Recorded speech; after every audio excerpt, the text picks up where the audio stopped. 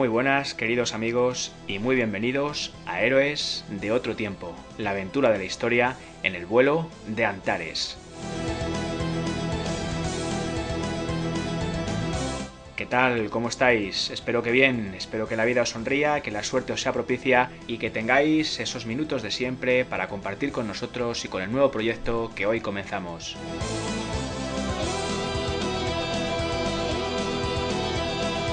Así pues, estrenamos sintonía, estrenamos sección en nuestra página El Vuelo de Antares y también programa en nuestro canal, en la página de ebooks, un programa cuyo contenido va a ser fundamentalmente de carácter histórico y en el que vamos a intentar abordar aquellos hechos, aquellos sucesos que pensamos que pueden tener cierto interés, que pueden ser sugerentes, interesantes y que merezcan la pena, pues de una u otra manera, ser narrados.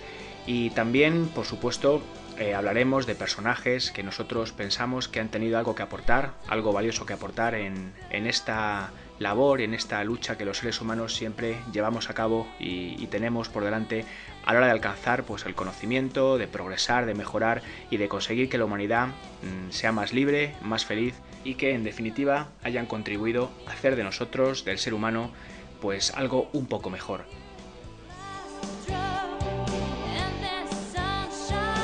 El formato que vamos a utilizar va a seguir siendo pues los podcasts, archivos de audio. Intentaremos abordar todas estas cuestiones a las que nos hemos referido de una manera amena, que pueda resultar atractiva. Y bueno, ese es nuestro objetivo, esperamos conseguirlo en la medida de nuestras posibilidades y por supuesto también contamos con vuestro apoyo y la bondadosa acogida con la que también nos habéis obsequiado en lo referente a nuestro otro programa Héroes del Pensamiento, dedicado a la divulgación de la filosofía.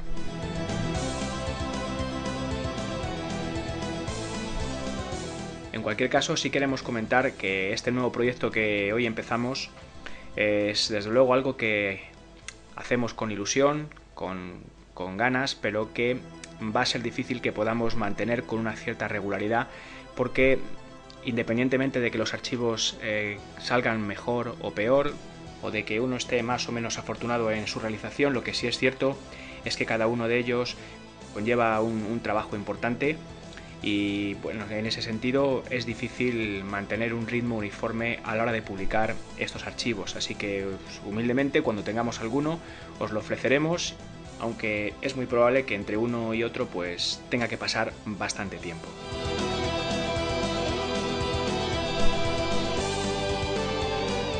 Hoy vamos a empezar con una historia que hemos querido titular El corazón de Escocia, una historia a nuestro entender bella, épica y que demuestra cómo en las situaciones más difíciles, más adversas y terribles, el ser humano es capaz de sacar valores como la nobleza, como la lealtad y también en cierto modo pues la humildad y el sacrificio. La historia parte desde el momento en el que los nobles fieles a Robert Bruce, el rey de Escocia, se comprometen a cumplir por él una promesa que en vida el rey no pudo cumplir. Me vais a permitir que dedique este primer archivo de carácter histórico a mi sobrino Jorge y a mi amigo Óscar por razones diversas y por supuesto también a todos vosotros, a todos los que os habéis descargado nuestros audios de filosofía y que tan bondadosamente nos apoyáis en esta humilde tarea de la divulgación cultural que nos hemos propuesto. Así que por supuesto gracias a todos y solamente para despedir la presentación deciros una cosa más. En este nuevo programa que hoy comenzamos habrá muchos archivos que rememorarán batallas y enfrentamientos y esto por varias razones. Primero, por el gusto que el gran y añorado Juan Antonio Cebrián pues de alguna manera inculcó en todos nosotros por una manera de concebir la historia, de concebirla como emoción, como sentimiento y como aventura.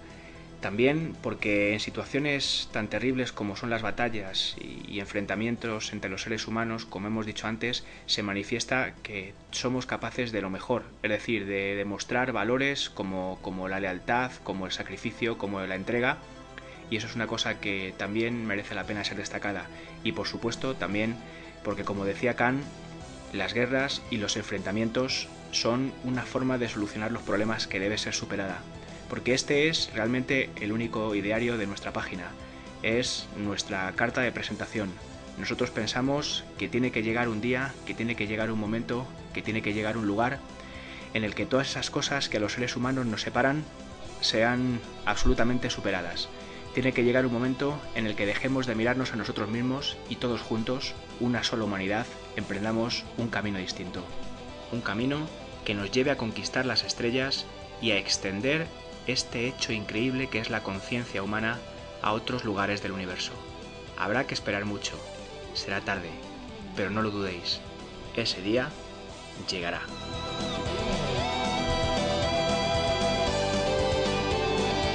Un saludo y ojalá os guste nuestro archivo, El corazón de Escocia.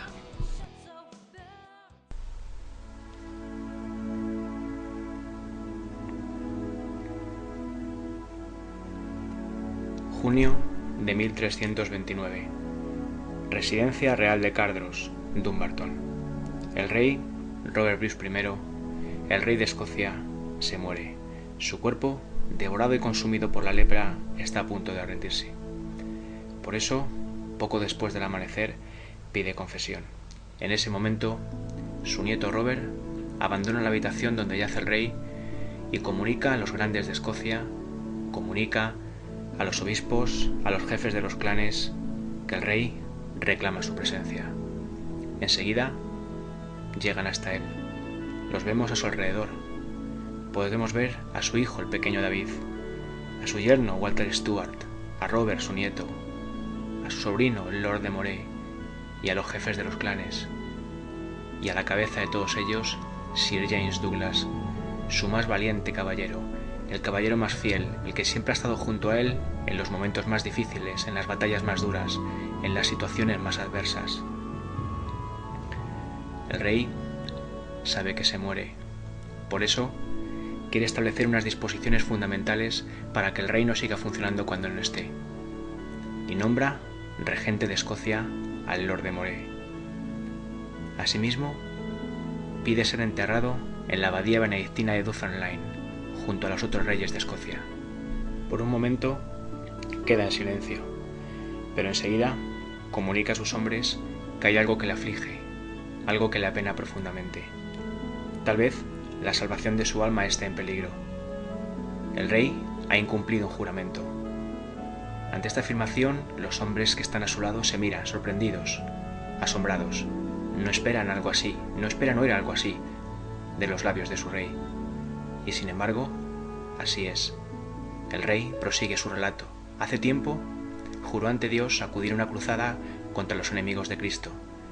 Pero ahora, la enfermedad y la muerte prematura que acecha, inminente, se lo impiden. Por eso, quiere hacerles una petición, quiere hacerles un ruego, una demanda de la que tal vez dependa la salvación de su alma. Quiere que cuando muera, extraigan de su cuerpo el corazón, lo embalsamen y lo lleven a combatir en una cruzada contra los hombres que profesan el Islam. Por un momento, la habitación donde el rey desgrana sus últimas horas queda en silencio. Los obispos están escandalizados. Lo que pide el rey raya en el sacrilegio, es pecado mortal, es inviable, no se puede llevar a cabo. Pero hay un hombre en la sala que no está dispuesto a dejar que su rey implore, que no está dispuesto a dejar que su rey sufra. Ese hombre es Sir James Douglas. Enseguida se acerca al rey, posa su rodilla en tierra, baja su cabeza y le dice: Majestad, disponed de mí. Yo llevaré vuestro corazón al fin del mundo si es necesario, allá donde vos necesitéis, donde vos me pidáis. Contad con ello, Señor, si ese es vuestro deseo. Ante las palabras de Douglas, el rey parece tranquilizarse. Su mirada se calma, se relaja, parece haber encontrado cierta paz, esa paz que realmente necesitaba en sus últimas horas. Ahora, el rey necesita descansar, por eso los grandes de Escocia abandonan la habitación. Algunos, entre ellos Sir James Douglas, llevan lágrimas en los ojos.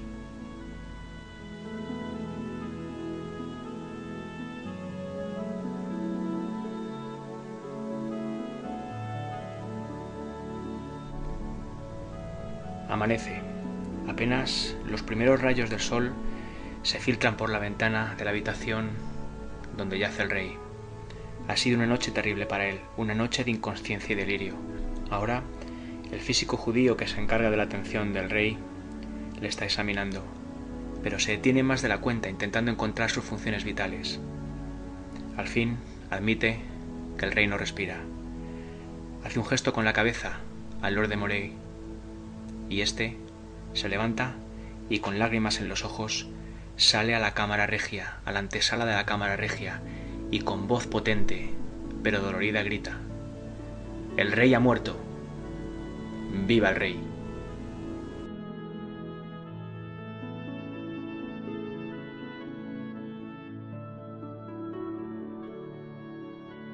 Esa misma noche, el cuerpo del rey va a ser embalsamado, pero antes el médico judío, el médico de confianza del rey, ayudado por un cirujano, extrae el corazón de su cuerpo y lo embalsama de manera individual. Cuando termina el proceso, llama a Walter Stuart, el yerno del rey. Este aparece, en sus manos, un relicario, una pequeña caja de plata. En él depositan el corazón.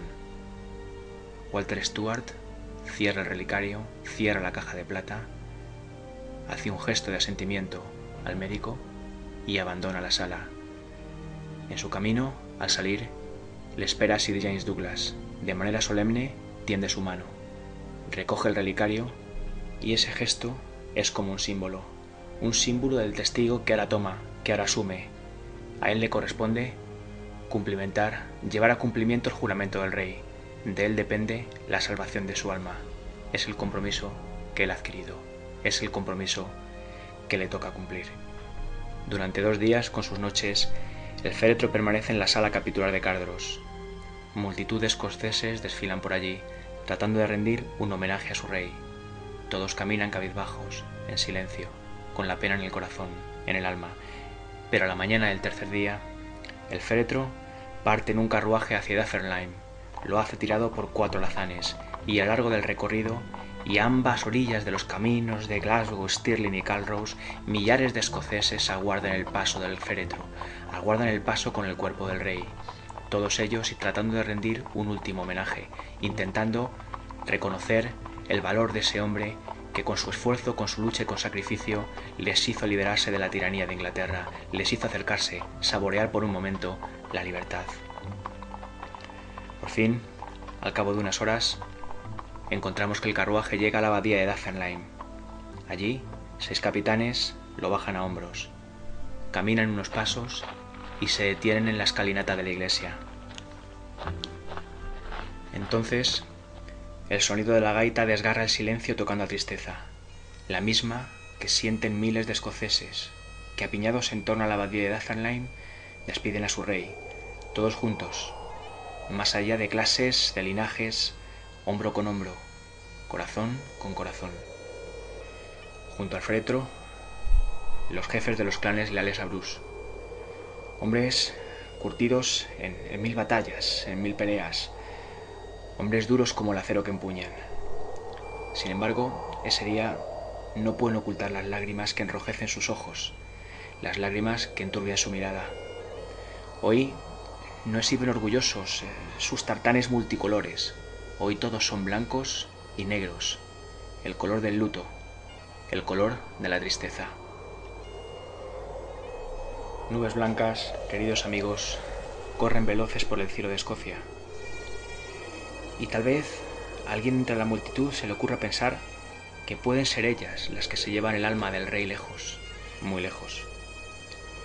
El son de la gaita reina en la mañana. Arranca ecos de grandezas pasadas, de tiempos perdidos. Busca el sonido de aquellos llantos de acero que ocultaban en su filo el latido de la libertad. Pero pronto, muy pronto, seguramente demasiado pronto, el tiempo impone su ley de recuerdos, de espadas heridas de pasado. Ahora todo es un sueño que se difumina entre espejos vacíos. Y en el corazón de los escoceses solamente queda el dolor, solo el dolor. El sonido va muriendo, la melodía se va apagando y al final solo queda el silencio. Silencio solo roto por algún sollozo furtivo y por el ondear al viento de las miles de enseñas de Escocia. Cruces blancas de San Andrés sobre oscuros mares vestidos de luto. Poco después podemos ver cómo el féretro avanza por la nave central del templo. Tras la breve homilía del obispo, Sir James Douglas renueva su juramento. Solo entonces, la losa que cubre la tumba en la que va a descansar el cuerpo del rey es apartada. Después, el cuerpo del rey es introducido en la tumba. La losa se cierra. Allí permanecerá para siempre, descansando, Robert Bruce I, el hombre que no se doblegó ante 3 reyes ingleses, el hombre que condujo a los escoceses a la libertad, el hombre al que solo la enfermedad, una enfermedad letal, sin cura, sin remedio, privó de seguir dirigiendo los destinos de los escoceses.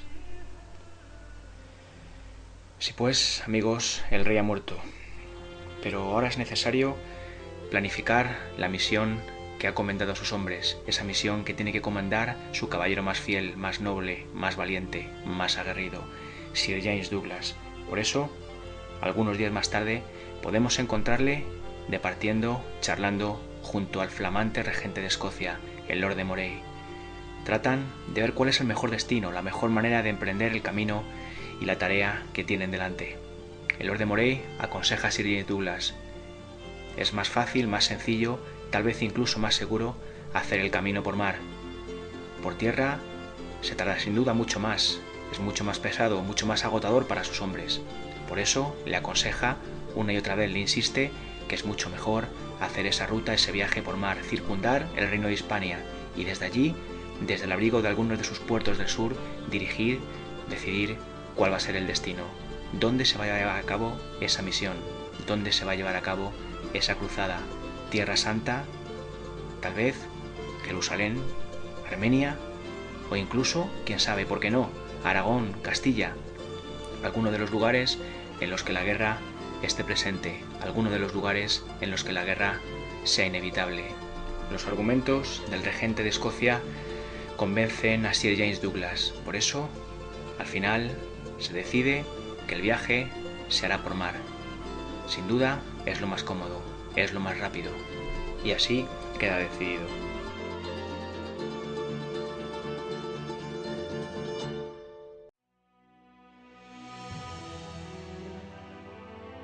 Mayo de 1330. Hace casi un año de la muerte del rey. La primavera ha sido lluviosa este año. Ha habido importantes aguaceros. Los ríos, los torrentes, rugen, cebados por las lluvias y también por los primeros signos del deshielo. Pero el buen tiempo está a punto de hacer su aparición. Prácticamente ya está aquí. Por eso ha llegado el momento de partir. Si nos acercamos, con cuidado, con respeto, intentando pasar desapercibidos hacia el puerto de Berwick, podemos ver cómo una multitud se agolpa para intentar despedir a los héroes. Ahí están, ahí aparecen, hacia el malecón.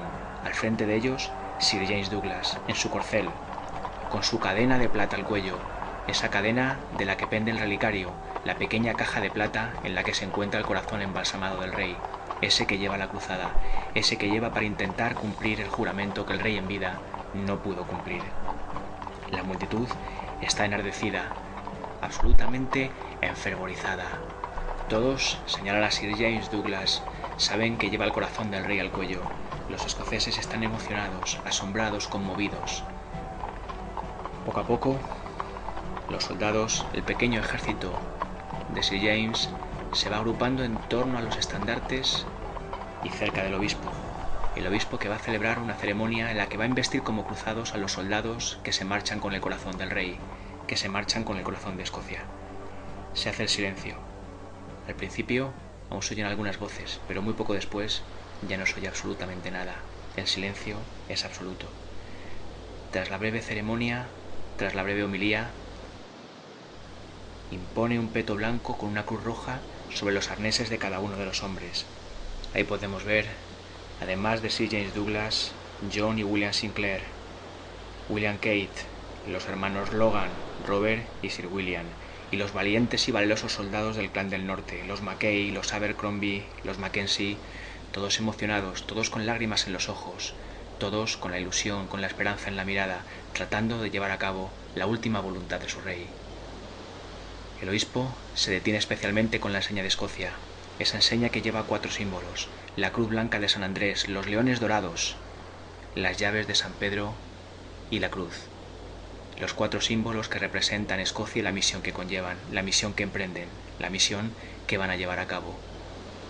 Cuando finaliza la ceremonia, la multitud estalla. Vítores, gritos de ánimo, de admiración se suceden entre la multitud. Ahí los oímos mientras las gaitas entonan la melodía de Escocia la valiente. Ahí vemos a los soldados caminando hacia el embarcadero. Ahí vemos a los soldados camino de Livernia, la nave que les va a llevar hacia el futuro, lejos de su tierra, lejos de su patria. Esos son los hombres elegidos para cumplir la sagrada misión que su rey les encomendó poco antes, muy poco antes de morir.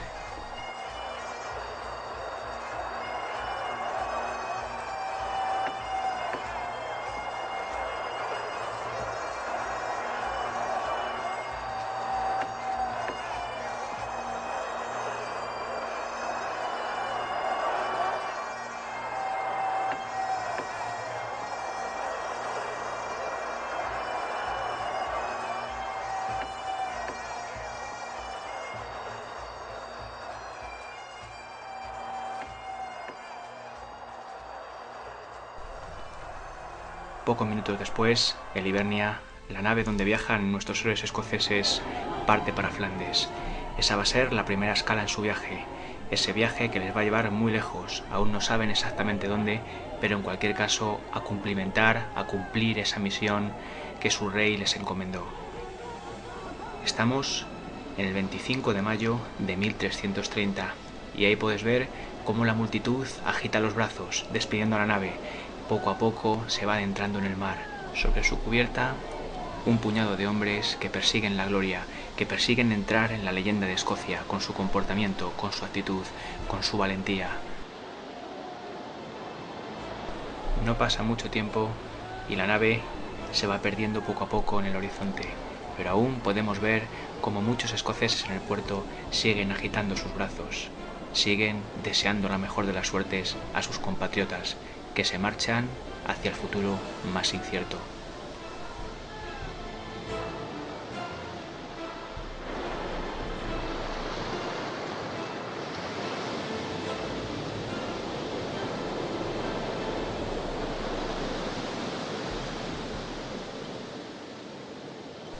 Durante los primeros días, el tiempo acompaña a nuestros valientes amigos. La navegación es cómoda, tranquila, fiable. No hay ningún problema. Así es como, al amanecer del tercer día, los encontramos entrando, los vemos entrando en el puerto de Sluis. Están en Flandes, la primera escala de su viaje. Allí van a reponer fuerzas, van a descansar y van a buscar y encontrar esos momentos de tranquilidad que después de unos días de navegación siempre vienen bien, siempre son favorables, interesantes y positivos. Así pues, Sir James Douglas, tras el necesario reposo, marcha con lo mejor de sus hombres unos kilómetros al sur, marcha con los hermanos Sinclair, con los hermanos Logan.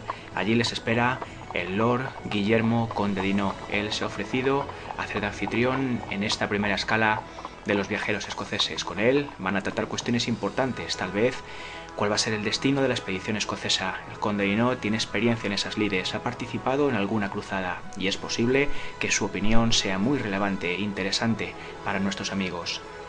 Cuando llegan a las dependencias, a las posesiones del Conde Dinau, se produce la entrevista, pero fundamentalmente, más que el conde, es su mujer, la dama, la condesa Dinau, la que con su opinión va a decidir el destino de nuestros amigos. Les hace ver con claridad, con sinceridad, que acercarse a Tierra Santa es prácticamente un suicidio. El poder de los turcos es irrebatible, incontestable. Haría falta la unión de toda la cristiandad para plantarles cara. Es una auténtica locura ir allí, no tiene sentido. Incluso a lo mejor puede peligrar esa misión que con tanto ahínco los escoceses están buscando. Por eso les hace saber que en Castilla el rey Alfonso X está también luchando contra los hombres del Islam en una cruzada para la que busca apoyos, para la que necesita ayuda, una cruzada por si fuera poco, bendecida por el Papa Juan. Allí, ¿por qué no? Pueden llevar a cabo también, pueden cumplir ese juramento de su rey. No es necesario ir tan lejos. En Castilla pueden encontrar esa oportunidad que están buscando. Sir James Douglas consulta con sus hombres. Hablan del tema, tiene dudas, su sueño es ir a Tierra Santa, pero no deja de reconocer que la dama, la condesa Dino, tiene razón. Es una situación compleja, difícil. Hay que valorarla, hay que estudiarla. Por eso, teniendo en cuenta todos los condicionantes, al final nuestros amigos van a decidir luchar con Alfonso X en Castilla, intentar ayudarle en esa cruzada particular que él también mantiene y que es muy importante y fundamental para el destino y para el futuro de Europa. A pesar de todo, nuestros amigos escoceses hacen saber a los condes Dino que se reservan el derecho de acudir a Tierra Santa y depositar el corazón de su rey en el Santo Sepulcro, en Jerusalén. Es su sueño, y si en alguna ocasión tienen oportunidad de conseguirlo, no la van a dejar pasar.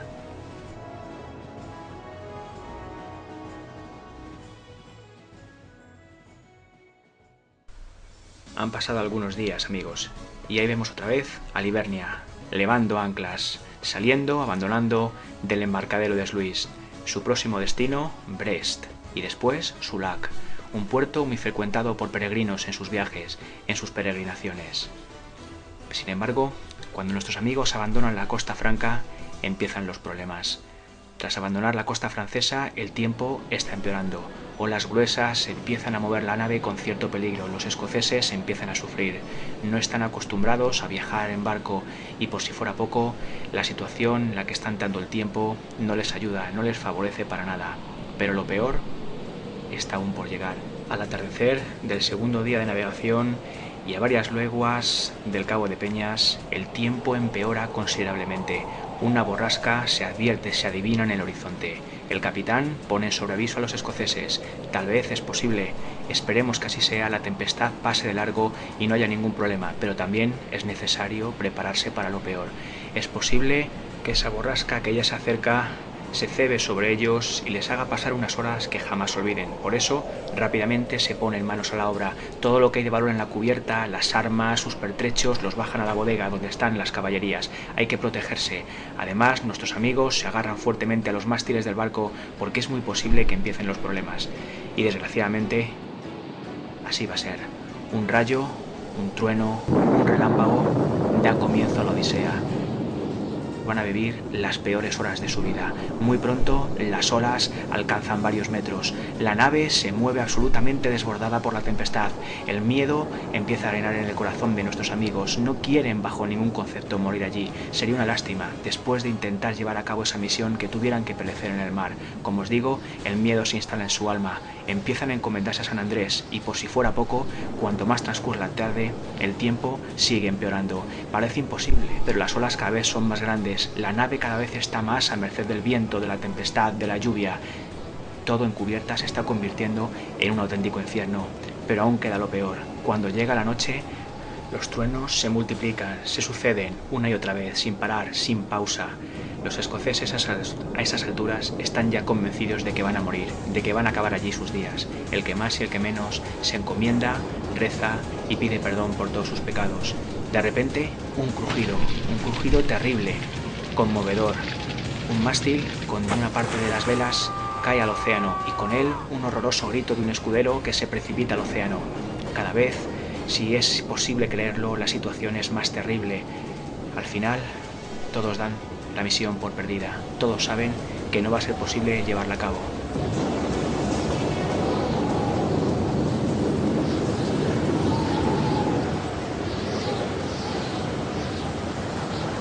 Siguen unas horas absolutamente horrorosas que los escoceses jamás olvidarán.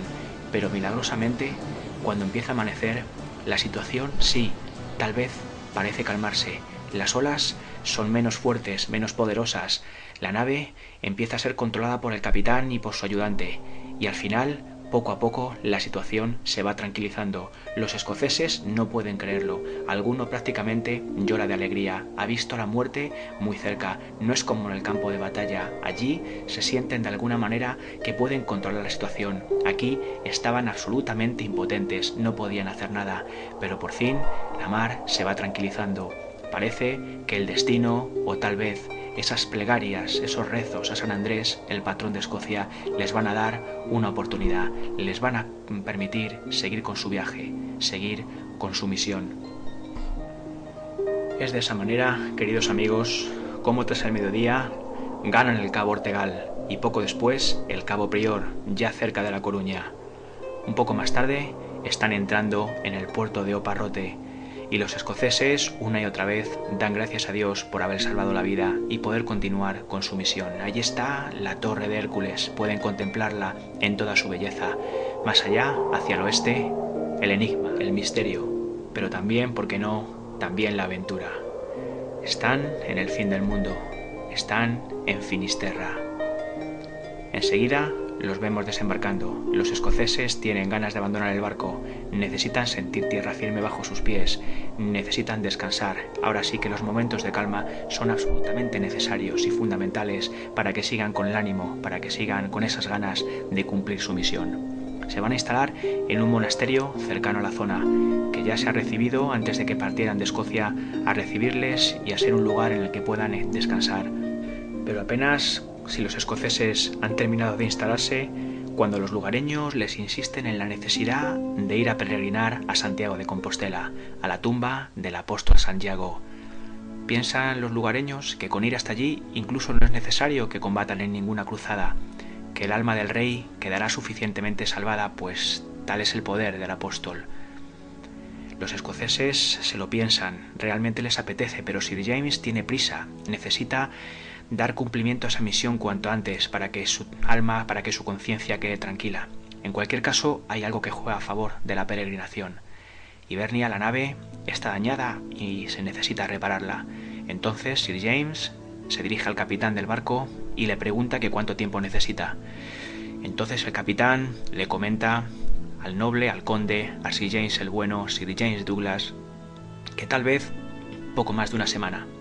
Esa es la respuesta que Sir James necesita, porque a partir de ella va a decidir que se van a peregrinar, que van a visitar la tumba del apóstol Santiago. De esta manera, los vemos pocos días después, con ayuda de un guía, hacia Santiago de Compostela. Son pocas jornadas a caballo, pero les da tiempo a darse cuenta de que la tierra por la que pisan es una tierra parecida a su querida y lejana Escocia. Es una tierra triste, una tierra también dulce y una tierra bella, como esa de la que ellos provienen. Como os digo, tras un par de días de marcha, enseguida los vemos ascendiendo por el Monte del Gozo, y en ese momento los escoceses se contagian de la emoción que la gente que les rodea tiene cuando sube por sus laderas. Algunos lloran, otros prácticamente están fuera de sí, no pueden aguantar ese amor que sienten cuando están muy cerca de la tumba del apóstol. Esa misma excitación la empiezan a sentir los escoceses dentro de su alma, dentro de su corazón, y cuando tras subir las laderas del Monte del Gozo llegan a la cima, entonces el asombro más absoluto sí que se instala en ellos. Abajo pueden presenciar la grandiosa, la maravillosa, la asombrosa estampa de la ciudad, Santiago de Compostela. Y eso no es nada, porque pocas horas después los encontramos frente a la catedral. Además, entran por la fachada occidental y ahí sí que se quedan absolutamente conmovidos, porque tienen delante el pórtico de la gloria, con sus 3 arcos. Sobre todo, se paran en el del centro. Ahí está, la imagen del Cristo, grande, rodeada del tetramorfos. Encima, la ciudad celestial de Jerusalén, un poco más abajo, la estatua del apóstol Santiago que les da la bienvenida. Jamás han visto semejante culminación artística, un conjunto de esculturas absolutamente espectacular. Los escoceses están realmente conmovidos. Ahora se dan cuenta de que han hecho muy bien yendo a peregrinar. Es un momento que es muy posible que jamás puedan olvidar en sus vidas. Lo recordarán para siempre y esperan poder contárselo, incluso a sus nietos, cuando ya mayores no puedan empuñar la espada, no puedan empuñar el acero y cumplir misiones como a las que hoy se enfrentan.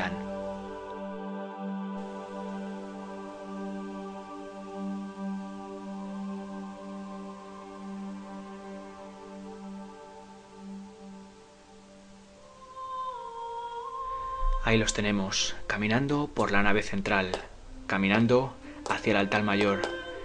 Miran a un lado, hacia otro, contemplando la grandeza que les rodea, esos maravillosos candelabros de plata que pueden encontrar a su paso. Pero no son solo ellos los asombrados. Además, la gente que está en el templo mira también con mucha curiosidad a nuestros amigos escoceses. Ahí avanzan con sus tartanes, despacio, de manera solemne, con emoción. Por fin, cuando llegan a la tumba del apóstol, todos se arrodillan, depositan sus ofrendas y Sir James Douglas, una vez más, su capitán, habla por todos ellos. Con la voz rota por la emoción, de manera solemne, se encomienda al apóstol Santiago y le dice: Señor, no venimos buscando ni honor ni gloria, solo te pedimos valor para hacer lo que tenemos que hacer. La peregrinación se ha cumplido. Nuestros amigos escoceses están contentos, saben que han acertado con este viaje, con la peregrinación, y están convencidos de que el alma de su rey está más cerca que nunca de la salvación eterna. Una semana después, se van a entrevistar con el arzobispo de Santiago, Berenguer Landoira. Es un hombre muy poderoso, muy cercano al rey, y que también tiene contacto directo con el Papa Juan. La entrevista, en contra de lo que pudiera parecer, es tensa. La leyenda precede a los escoceses. Todo el mundo sabe que llevan el corazón de su rey embalsamado, que lo lleva Sir James Douglas al cuello, en el relicario de plata. El arzobispo, seriamente, les dice que esa no es una conducta de cristianos, pero que en cualquier caso, por esta vez, el Papa entiende la situación. Sabe que es muy importante para ellos conseguir llevar a cabo esa misión que el rey les encomendó, y lo entiende. Al final, la entrevista resulta un poco más amigable, un poco más distendida, y los escoceses encuentran la aprobación del arzobispo y del Papa, esa aprobación que para ellos es fundamental, sin la cual tal vez su misión no tendría ningún sentido. Incluso al final, el arzobispo de Santiago muy amablemente se compromete a hablar con el rey, a hacerle saber de su pronta llegada, y seguro que se encargará de recibirlos como ellos se merecen.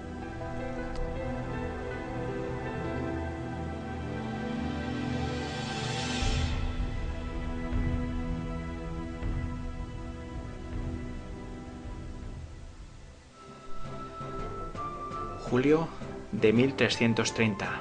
El Hibernia está entrando en el puerto fluvial de Sevilla. Los escoceses entonan sus cánticos, tocan sus gaitas. Por fin la esperanza de nuevo entra a raudales en su corazón.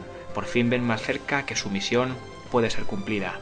Al final, el viaje, la primera parte del viaje, ha acabado. Han conseguido llegar a su destino y ahora, seguramente, lo que venga del futuro, en buena medida, depende de ellos, y depende de su valentía, de su esfuerzo y de su compromiso. El viaje ha sido relativamente tranquilo, nada que ver con la primera etapa del mismo. Solamente tuvieron problemas en el litoral portugués, pero navegaron cerca de la costa, no se arriesgaron demasiado, y al final una atmósfera luminosa les recibe en Sevilla. Quedan asombrados por la belleza de todo lo que ven. Sevilla es una ciudad cálida, acogedora. Se sienten a gusto allí desde el primer momento. Y como os digo otra vez, los cánticos y las gaitas suenan con fuerza en la cubierta del Hibernia.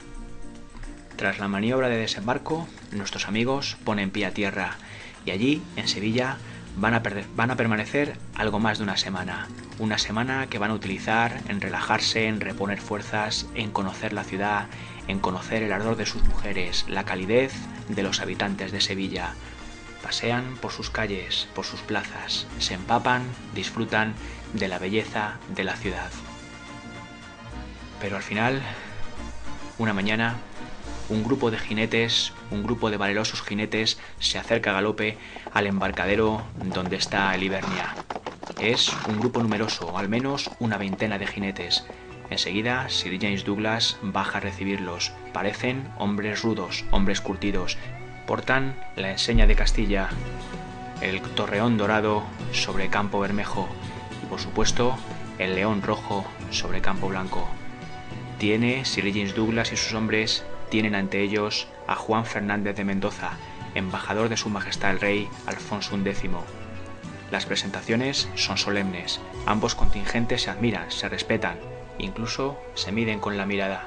Son conscientes de que en el campo de batalla serían un duro rival recíproco.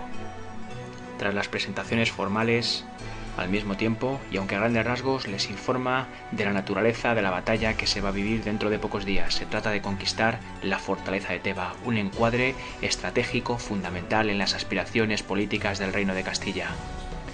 Dentro de pocos días, una escolta acompañará a los escoceses hacia el grueso de las tropas del embajador Juan Fernández de Mendoza. Con ellos, con ese conjunto de tropas del embajador, partirán hacia el sur, hacia el campamento de Alfonso X. Allí se incorporarán al resto del ejército y esperarán el momento que están durante tanto tiempo buscando, ese por el que han viajado tan lejos y que al final dará cumplimiento el juramento que su rey en vida no pudo cumplir.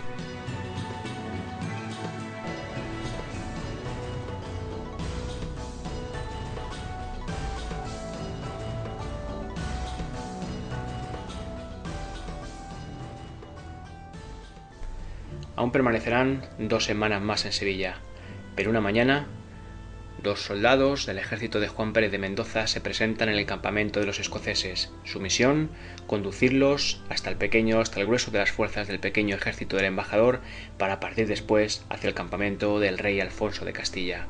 Pero muy pronto, queridos amigos, el camino para los escoceses se transforma en una insufrible tortura. El sol de Andalucía, el sol del sur de España cae en misericordia sobre sus cotas de malla y parece que los escoceses están en el mismísimo infierno. Qué duda cabe que son hombres duros, hombres acostumbrados a grandes batallas, a momentos heroicos, a importantes gestas, pero el clima de su tierra es diferente, mucho más suave, más benigno en esta época del año. Y como os digo, el sol de Andalucía les castiga de manera inmisericordia. Muy pronto, su piel se llena de llagas que hacen de cada paso, una auténtica odisea. Muy difícil para ellos continuar la marcha. Necesitan alguna sombra en la que reposar, en la que descansar y encontrar un poco de calma, algún arroyo en el que refrescarse, pues el tránsito, el viaje se endurece día a día.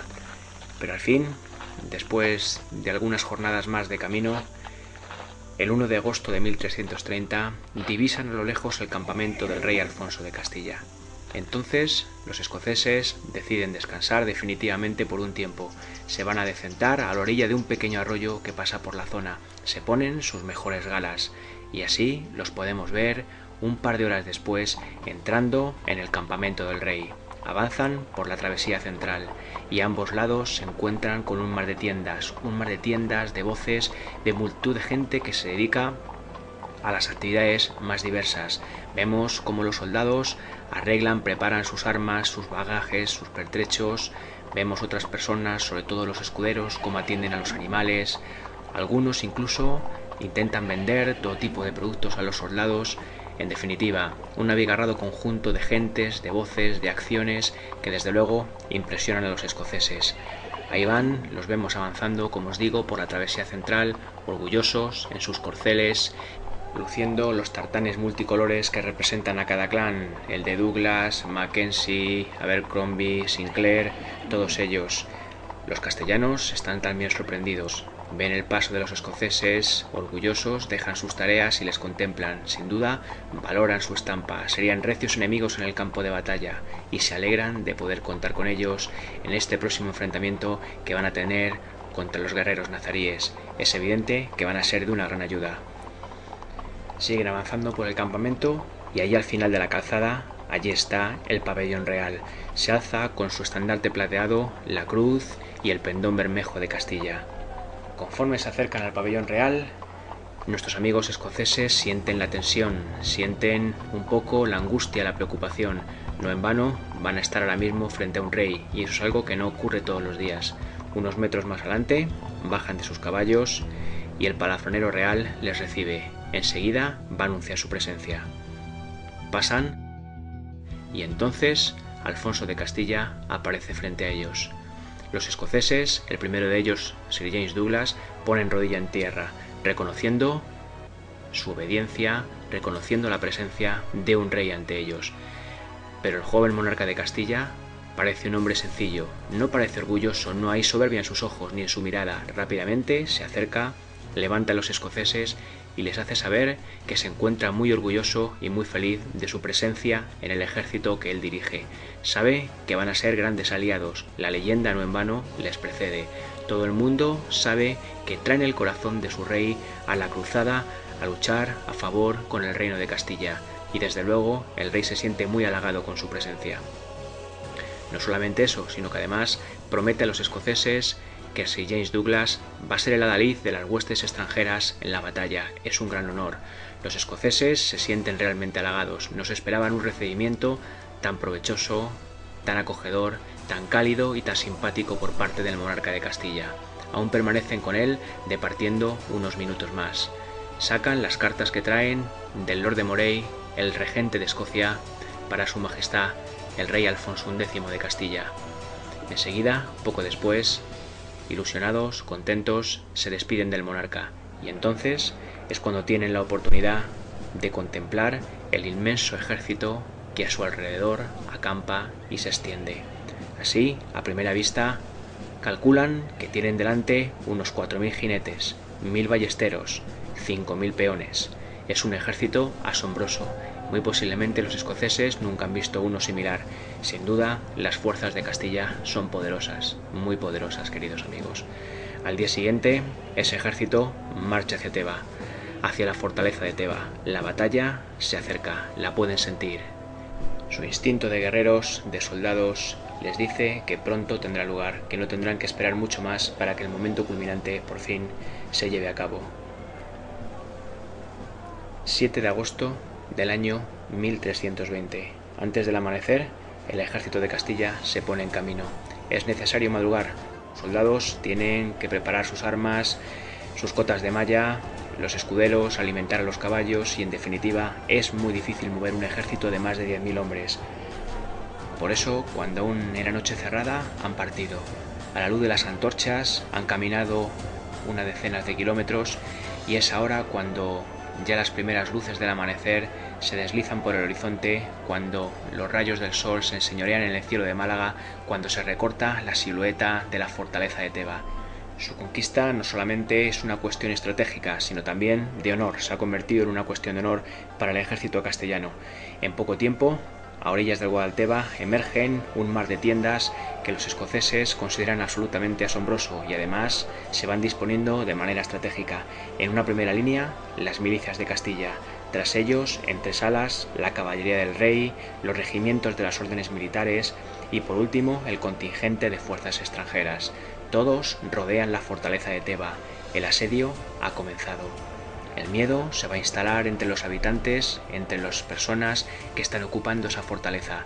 Saben que el ejército que tienen delante es un ejército de unas dimensiones considerables, que tienen desde luego muchas posibilidades de conquistar la fortaleza, y eso les causa temor, les causa congoja, les causa sin duda mucha preocupación.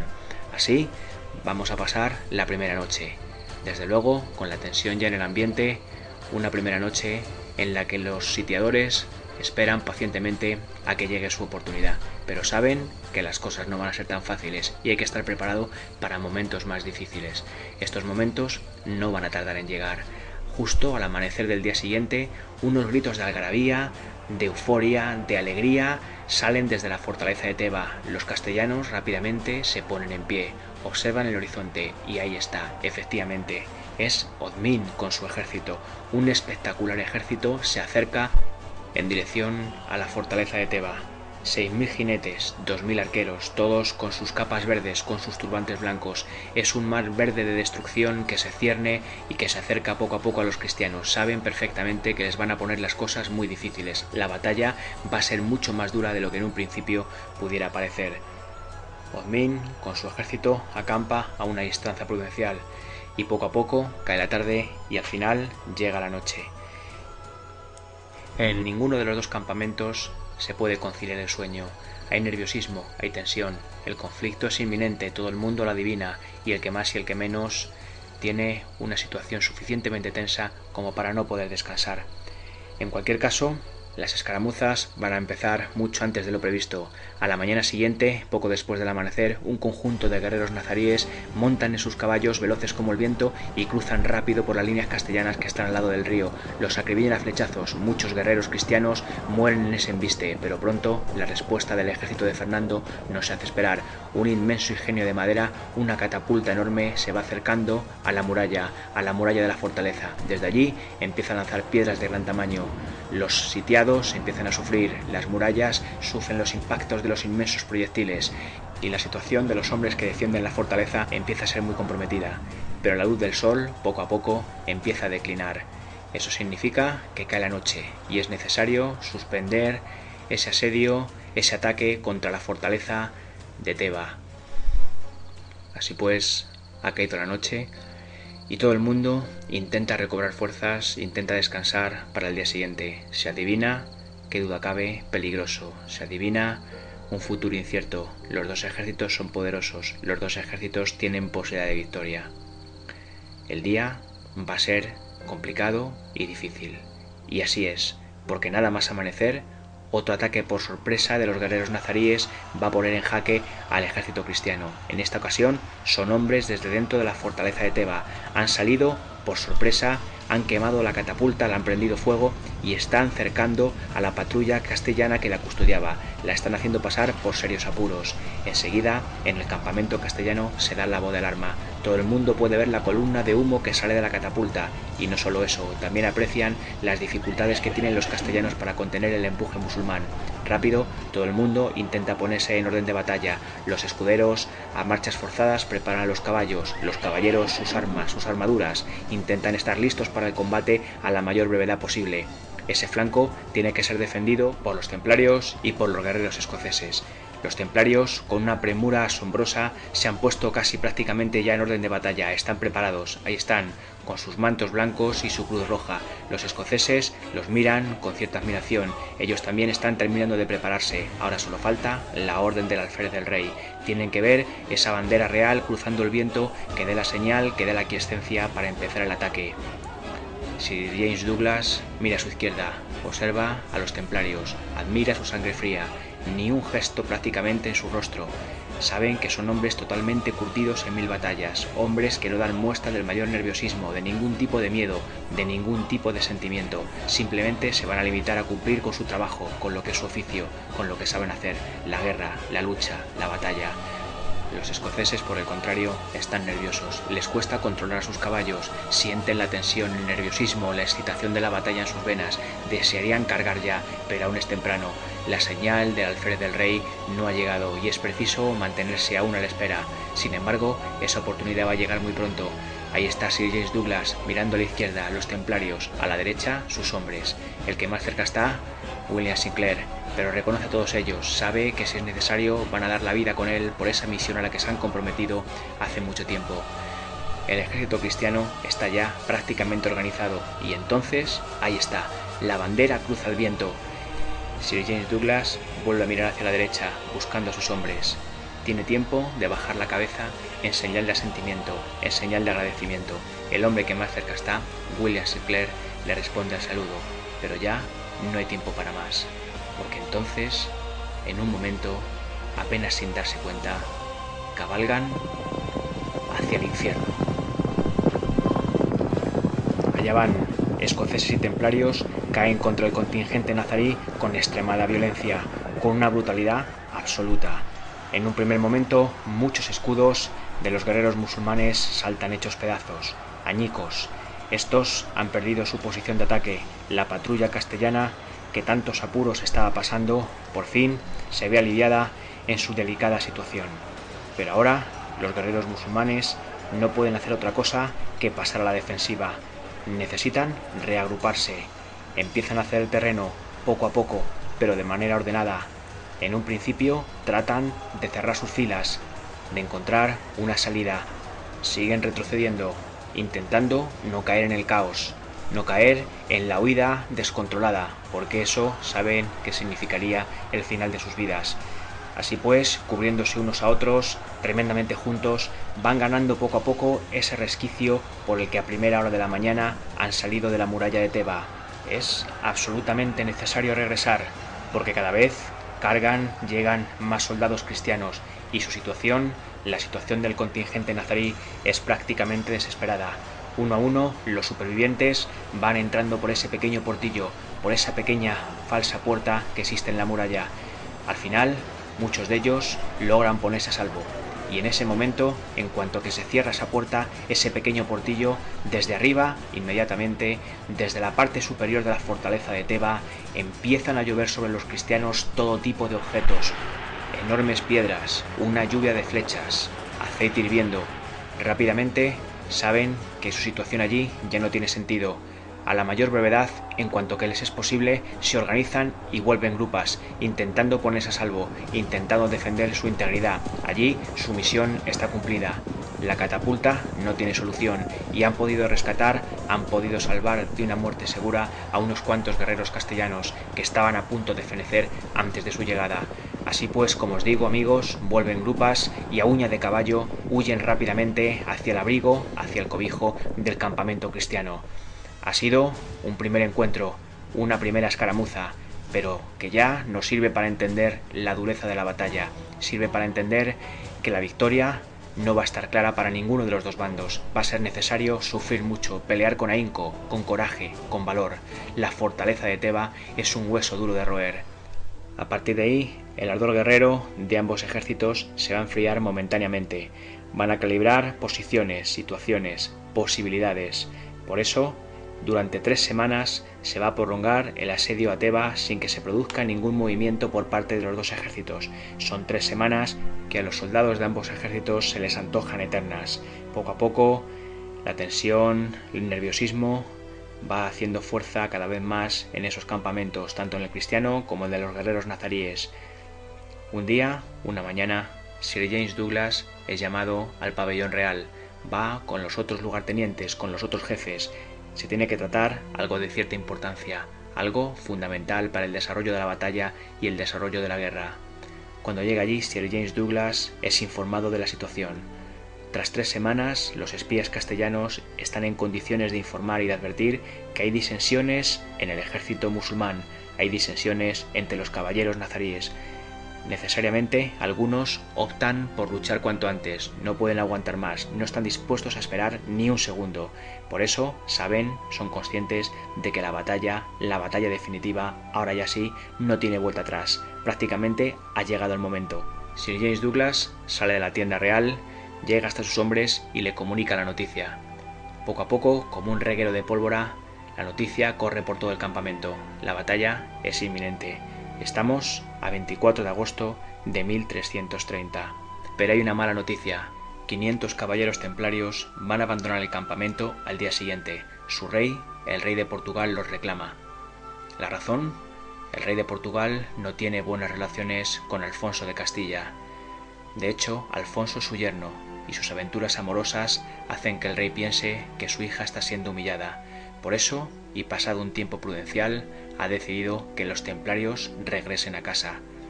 A pesar de todo, y a pesar de que es una mala noticia, no hay tiempo para la cobardía, no hay tiempo para las excusas. Simplemente es el momento de afrontar la realidad. Es el momento de la valentía, del honor y de estar preparado para cumplir la tarea que cada cual tiene que cumplir. Ha caído la noche. Sir James Douglas ensilla su caballo y sale a dar un paseo en la oscuridad, en la tranquilidad de la noche.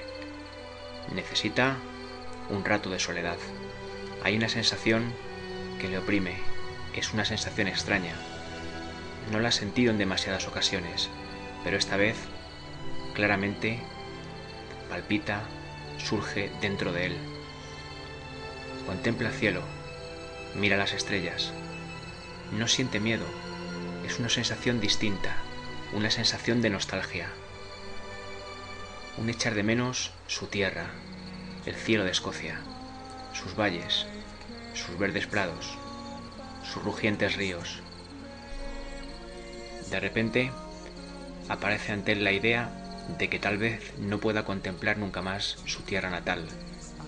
Trata de quitarse de encima ese pensamiento, o más bien ese sentimiento, pero no puede ignorarlo. No tiene sentido tratar de hacerse creer a sí mismo que no existe. Está ahí, es real. Nunca antes de otra batalla lo había sentido, y sin embargo, en esta ocasión es más poderoso que su voluntad. Sin quererlo, se ve a sí mismo como un niño, corriendo por las tierras de Escocia, jugando libre por sus prados, sin miedos, sin responsabilidades, sin ataduras, simplemente un niño inocente siendo feliz. En el cielo del norte contempla una estrella que conduce hacia su querida Escocia, allá lejos. A pesar de todo, no se siente cómodo con esa sensación. Por eso, decide montar en su corcel y tranquilamente, a un paso lento que le permita relajarse, vuelve hacia el campamento. Mañana será un día complicado. Mañana es el día.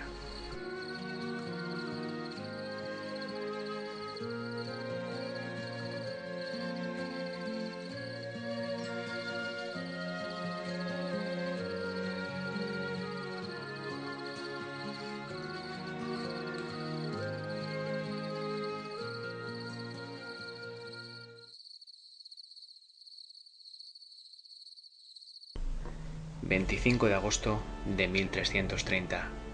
y el día amanece con los cánticos de guerra que se dejan escuchar desde el campamento del ejército nazarí.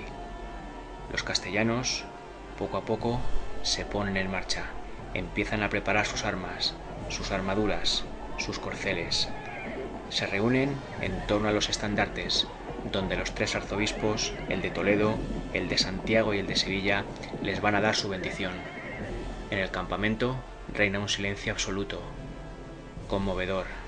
Después de la breve ceremonia religiosa, los arzobispos dan la bendición a todos los soldados, y en ese momento el rey de Castilla, Alfonso X, toma la palabra. Vivir o morir no está en manos del hombre, solo de Dios. Por eso no merece la pena ser cobarde. Es necesario demostrar ese día arrojo, valor, pasar a la historia por hazañas valerosas, por importantes acciones, por demostrar que pase lo que pase, se ha vertido hasta la última gota de la sangre por el reino de Castilla. No espera otra cosa de sus hombres, a ellos se entrega, en ellos confía, en la seguridad de que en un día como hoy, de que en tal día como hoy, una fecha señalada para la historia, no van a fallarle. El rey termina su arenga con un Santiago y cierra España, y entonces cientos, miles de voces estallan en el campamento cristiano, vitoreando orgullosos a su rey. Son hombres que se sienten valientes ahora, se sienten preparados para afrontar el reto que el inminente futuro ya les está deparando. Sonido de timbales y una campana es la señal. El ejército cristiano se pone en marcha. El rey al frente y a su lado los maestres de las órdenes militares y los arzobispos. Justo entonces, los vigías castellanos advierten que Ozmín, el caudillo Ozmín, ha dado un rodeo con 2000 jinetes y se ha ocultado en un valle cercano. El resto del contingente nazarí, el resto del ejército, baja a marchas forzadas hacia el río. Pero el ejército castellano sigue avanzando. Se ordena en 3 líneas. La primera de ellas al lado del Guadalteba, con un numeroso contingente de soldados de infantería protegidos en los flancos por caballeros en sus corceles. Inmediatamente después, las fuerzas extranjeras, al mando de Sir James Douglas, sirve de enlace entre la primera línea y el grueso del ejército que está aún al lado del rey. Ahí podemos ver a Sir James Douglas con sus hombres, su banderola verde, la banderola de su clan, al hombro, con su cadena de plata al cuello, con su relicario en el que porta el corazón embalsamado de su rey, ese que ha sido necesario llevar a una cruzada, a una batalla. Por eso hoy, en este momento culminante, se encuentran aquí. A su lado, por supuesto, sus hombres, todos orgullosos, algunos con el rostro pintado de azul, a modo como lo hacían los viejos, los antiguos pictos, esos bárbaros guerreros escoceses temidos por su fiereza y por su valentía en las batallas. Muchos de ellos llevan trenzado su pelo rojizo que le cae sobre los hombros. Es ya realmente muy difícil contener la tensión, el nerviosismo que los invaden. De pronto, sin previo aviso, una tempestad parece cernirse sobre las fuerzas cristianas. Los guerreros nazarís atacan y caen con extremada violencia, con inusitada fiereza sobre el conjunto de castellanos, sobre los hombres que defienden la primera línea del río. En un primer momento aguantan el embiste, pero poco a poco empiezan a desmoronarse. No pueden con el arrojo y con la fiereza de los soldados nazaríes. Intentan mantener la posición, pero van retrocediendo, despacio, pero claramente retroceden. El rey Alfonso contempla lo que está ocurriendo. Si tarda mucho tiempo más, la masacre va a ser inevitable. Por eso, su alférez hace una señal. Rápido, el capitán Castro, con unos centenares de hombres y con un grupo de valientes almogávares, parte en pos de los musulmanes. El choque se produce y es terriblemente violento. Las fuerzas parecen equilibrarse. Los soldados nazaríes detienen su avance y ahora, línea contra línea, ninguna parece retroceder. Durante unos minutos que parecen eternos, todo se confunde. Es un caos de hierro, muerte y destrucción, pero nadie cede. La batalla, la victoria, está en juego. Ahí siguen las dos líneas de batalla, intentando por todos los medios no descomponerse, no romper sus líneas, pero al final el arrojo de los soldados castellanos abre una pequeña brecha en el ejército musulmán. Es prácticamente imperceptible, pero luego empiezan a retroceder. Poco a poco, de manera ordenada, pero retroceden. Ahí está el capitán Castro haciéndose muy despacio con el control de la situación. Sin embargo, en este primer choque, en este primer embiste, la victoria castellana aún está muy lejos. De pronto, el retroceso de los soldados nazaríes vuelve a detenerse. Las fuerzas se equilibran de nuevo. Por un momento, parece que la situación va a cambiar de rumbo. Parece que van a ser los guerreros musulmanes los que van a empezar a dominar la batalla. No es así. El capitán Castro redobla sus esfuerzos y vuelve a empujar hacia atrás a los musulmanes, con valor, con coraje, con valentía. En ese momento, Sir James Douglas hace ya mucho tiempo que no puede aguantar más, que no puede contener la ansiedad que le invade. Necesita entrar en combate, pero por más que se pone de pie en los estribos, no ve la señal del alférez del rey. No llega como llegó ayer. El rey observa muy atento la batalla y se está dando cuenta de que aunque con mucho trabajo, el capitán Castro y sus hombres están empezando a controlar la situación. Hacen retroceder a los musulmanes y el rey no quiere gastar fuerzas inútilmente. Sabe que Osmin, con el grueso de su ejército, aguarda, escondido, emboscado, buscando el momento preciso. Pero Sir James Douglas definitivamente se convence a sí mismo de que el capitán Castro necesita ayuda. No es eso lo que realmente está pasando, pero sí es lo que sus ojos quieren ver, es lo que él necesita ver, porque quiere entrar en batalla, quiere, por fin, cumplir ese juramento que va a permitir que el alma del rey Robert Bruce descanse para siempre en paz. Sir James Douglas, una vez más, vuelve a alzarse sobre los estribos, pero la señal no llega, y en ese momento es cuando va a tomar una decisión para la que no hay vuelta atrás. Una decisión que va a ser definitiva. Quizá es muy posible que sea la decisión más importante que él ha tomado en su vida, aunque puede que no lo sepa. Todos los hombres de Sir James están muy pendientes de él. Por eso, cuando el conde Douglas desenvaina su espada y la besa, todo el mundo sabe lo que eso significa. En ese momento, Sir James grita con todas sus fuerzas: «Por San Andrés y por la cruz, Alba Gobrach, Escocia para siempre», y parte en un desenfrenado, furioso y terrible galope. Sin dudarlo, todos sus hombres se lanzan tras él, pero el resto del contingente de fuerzas extranjeras no le secunda, y no lo ha hecho porque nadie ha visto la señal que se espera del rey. Ha sido James Douglas por su cuenta el que ha tomado la decisión de atacar. Cuando el rey, Alfonso de Castilla y sus lugartenientes observan la carga de los escoceses, prácticamente se echan las manos a la cabeza. Saben que se están metiendo en un terreno muy peligroso, sobre todo porque saben que el resto de las fuerzas nazaríes, comandadas por Osmin, están esperando su momento para atacar. A pesar de todo, la llegada de los escoceses decanta claramente la balanza a favor de los caballeros cristianos. Caen con una furia terrible, como si el aliento de Dios los llevara hacia adelante. Los guerreros nazaríes son golpeados muy duramente y entonces tienen que retroceder sin paliativos. Prácticamente empiezan a huir y los escoceses les castigan con dureza. El capitán Castro agradece la ayuda y entonces Sir James Douglas va a tomar otra decisión más que arriesgada. Divide sus fuerzas y por separado se lanzan a la persecución de los soldados andalusíes que intentan poner a salvo sus vidas. Así pues, queridos amigos, el pequeño ejército escocés se ha dividido en dos grupos. Por una parte, los hermanos Sinclair con sus hombres. Por la otra, Sir James Douglas con su gente y los hermanos Logan. Persiguen con fiereza, con dureza, a los guerreros nazaríes que a toda costa intentan poner a salvo sus vidas. Mientras tanto, Osmin acecha camuflado en el valle. Ha presenciado dos ataques importantes por parte del ejército cristiano. Uno, el del capitán Castro, el otro, el de los escoceses. Por ello, ahora cree que ha llegado el momento de responder. Se lanza con casi 2000 hombres como una auténtica tempestad desde el este hacia el valle del Teba. A toda velocidad, a todo galope se acerca hacia el ejército cristiano, pero según va avanzando se da cuenta de que algo no ha salido bien. Sus planes no se han cumplido. El grueso del ejército castellano permanece rodeando a su rey. Por tanto, poco a poco se abre, da un gran rodeo, levanta la mano y sus tropas van perdiendo velocidad. No puede atacar en esas condiciones, ha perdido el factor sorpresa.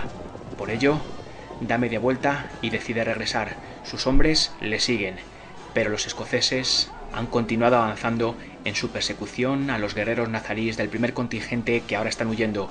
Por eso, cuando Osmin con sus hombres da media vuelta, se los va a encontrar justamente en su camino de retirada, en su camino de huida. Douglas intuye que ha ido demasiado lejos y por eso está tratando de reagrupar a sus hombres. Ahora pretende regresar y sin embargo aún no es consciente de la verdadera gravedad de la situación. Pero el rey sí lo es. Desde lejos advierte la delicadísima situación de los escoceses y por eso toma una decisión importante. Manda al maestre de Calatrava y al capitán Asturias con una hueste de casi 2000 hombres tras Osmin y su ejército. En primera línea, los monjes calatravos. En primera línea, los antiguos templarios que no deben obediencia al rey de Portugal. Pero es prácticamente imposible que lleguen a tiempo.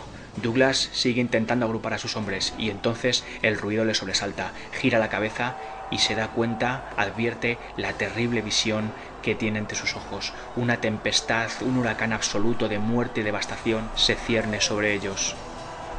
Es curioso, pero ante esa visión, ante esa dantesca visión, el tiempo parece detenerse para Douglas. De repente, todo sucede despacio, muy despacio, con absoluta y asombrosa lentitud. Por un momento, toda la vida de Sir James pasa ante sus ojos, su niñez, su investidura como caballero, su primera mujer. Entonces, su mirada se cruza con la de Robert Logan. Está relativamente cerca, puede ver su rostro pintado de azul y sus ojos se dicen en un instante lo suficiente. Es una despedida, un agradecimiento por una vida basada en la lealtad, en el honor. Pero enseguida, Logan gira la cabeza, sus rojizas trenzas al viento, y se prepara para morir. Entonces Sir James piensa que esa sensación de lentitud no puede ser real, y no puede serlo porque la masa de destrucción y muerte avanza de manera inmisericordia hacia ellos. Cada vez más cerca, ya pueden sentir cómo tiembla la tierra bajo sus pies. Ya vienen, ya llegan, ya están aquí.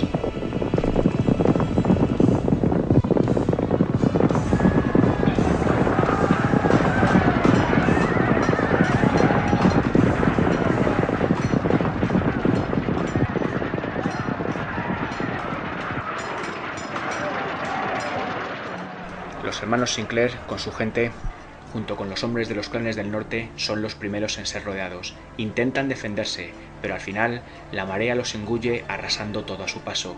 A pesar de todo, ven de cara su derrota, derraman hasta la última gota de sangre, pero de manera inexorable, inevitable, van muriendo, uno a uno, poco a poco. Los siguientes en caer, los hermanos Logan junto con sus hombres, y es cuestión de segundos, porque de repente Sir James Douglas los tiene ahí, delante de sus ojos. En ese momento hace algo sorprendente. Lanza su escudo, ese escudo de fondo blanco con 3 estrellas azules. Arranca el relicario, la caja de plata donde tiene el corazón de su rey, lo besa y lo lanza hacia el cielo de Teba. Agarra su espada con las 2 manos y contempla el mar de capas verdes que se le viene encima, verdes como las tierras de Escocia. Pero en esta ocasión esas capas portan la muerte a su paso, como una ofrenda, como una invitación imposible de rechazar. Muy pronto empieza a golpear con su espada en todas direcciones, pero antes de que se dé cuenta, la luz escapa de su mirada, el aliento de su boca. El sol se marcha de su vida para siempre.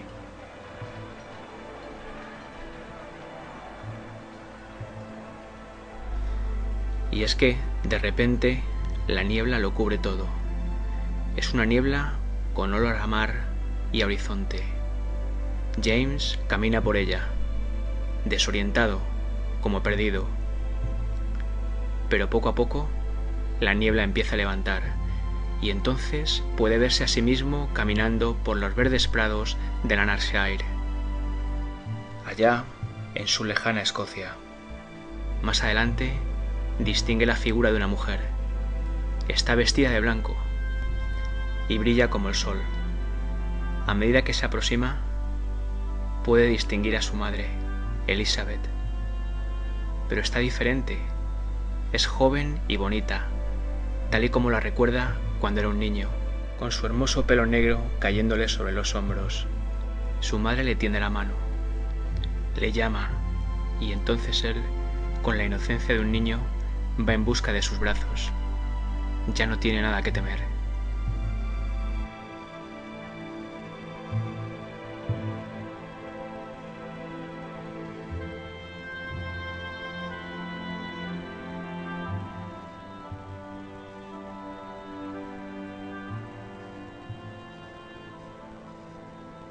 Apenas unos segundos después, los soldados de las órdenes militares y los hombres de Capitán Asturias persiguen fieramente a los guerreros nazaríes. La lucha, después del fallo estratégico de Odnín, prácticamente está sentenciada. En cuestión de poco más de una hora, el descalabro del ejército andalusí es prácticamente total. La batalla está perdida. Teba ha sido conquistada por los guerreros cristianos. Teba ha sido conquistada por el rey Alfonso. Es una victoria clave, determinante para el futuro del reino de Castilla. En el campo de batalla, miles de cuerpos sin vida, entre ellos los de nuestros amigos escoceses, acaban de perder su vida intentando llevar a cumplimiento el juramento que su rey en vida no pudo cumplir. Si nos fijamos bien, podemos ver que un extraño brillo sale de un conjunto de matorrales muy cercanos al río Guadalteba. Ojalá pudiéramos acercarnos allí, porque entonces, en una pequeña caja de plata, podríamos encontrar el corazón de Robert Bruce I. Podríamos encontrar el corazón de Escocia.